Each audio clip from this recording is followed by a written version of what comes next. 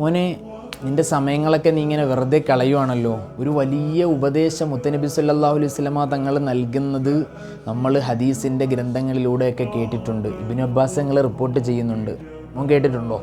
നിങ്ങൾ കേട്ടിട്ടുണ്ടോ? ഖംസൻ ഖബ്ല ഖംസിൻ, അഞ്ചു കാര്യങ്ങൾക്ക് മുമ്പ് മുത്തനബി സല്ലല്ലാഹു അലൈഹി വസല്ലമ തങ്ങൾ നമ്മളുടെ മുമ്പിൽ പറഞ്ഞു തരികയാണ്. ശ്രദ്ധയോടുകൂടി എല്ലാ ശ്രോതാക്കളും കേൾക്കുക. യൗവനം, നമ്മളുടെ ആ ചെറിയ കാലം, ആ യൗവനകാലം നമ്മളിൽ നിന്ന് കഴിഞ്ഞു പോവുകയാണ് അല്ലേ? വാർദ്ധക്യത്തിലേക്ക് കടക്കുമ്പോൾ ഈ യൗവനകാലം പ്രയോജനപ്പെടുത്തിയവരിൽ നമ്മൾ പെട്ടിട്ടുണ്ടോ? എങ്കിൽ ഈ യൗവന കാലഘട്ടത്തിൽ കടക്കുമ്പോൾ അതിലൊരു ശ്രദ്ധ കൈവരിക്കേണ്ടതാണ്.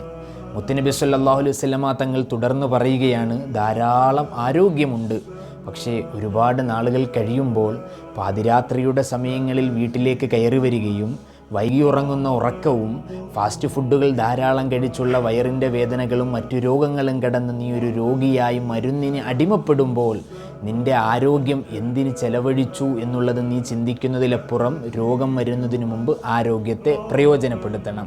അതുപോലെ ധാരാളം പൈസയുള്ളപ്പോൾ അതൊക്കെയും ഹറാമിൻ്റെ മാർഗത്തിൽ ചെലവഴിച്ച് അനാവശ്യ കാര്യങ്ങൾക്ക് വേണ്ടി മാറ്റിവെച്ച് ജീവിതം തീർത്ത് കഴിഞ്ഞ് ഒറ്റയ്ക്കിരിക്കുന്ന സമയം എൻ്റെ കയ്യിലെങ്ങാനും പൈസ വന്നിരുന്നെങ്കിൽ ഞാൻ ആ പള്ളിക്കും പരിപാലനത്തിനും വേണ്ടി കൊടുത്തേനെ എന്ന് ചിന്തിക്കുന്നതിലപ്പുറം പൈസയുള്ള സമയം ഹലാലായ മാർഗത്തിൽ ചെലവഴിക്കാൻ ശ്രദ്ധിക്കുക.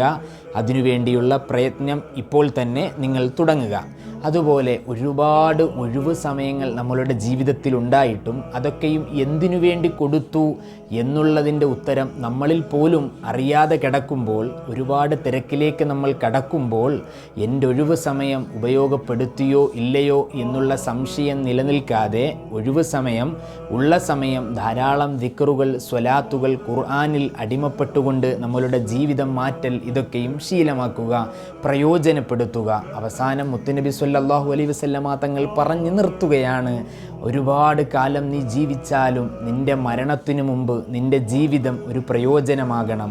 നിനക്കും നിൻ്റെ നാട്ടിലും നിൻ്റെ സമൂഹത്തിലും നിന്നെക്കൊണ്ട് ഒരു ഉപകാരം ഉണ്ടോ എങ്കിൽ അതാണ് നിൻ്റെ ജീവിതത്തിൻ്റെ മെച്ചപ്പെടൽ. ഇങ്ങനെ ഒരു ക്വാളിറ്റികൾ നമ്മളുടെ ജീവിതത്തിൽ ഉണ്ടാക്കാൻ ഈ 5 ഉപദേശങ്ങൾ, ഈ 5 കാര്യങ്ങൾ നമ്മൾക്ക് പ്രയോജനമാകട്ടെ. ഇൻഷാ അല്ലാഹ് ഇത്തരം അറിവുകൾ മറ്റുള്ളവരിലേക്കും എത്തിച്ചു കൊടുക്കാൻ നിങ്ങൾ കാരണമാകണം. വീണ്ടും കാണാം.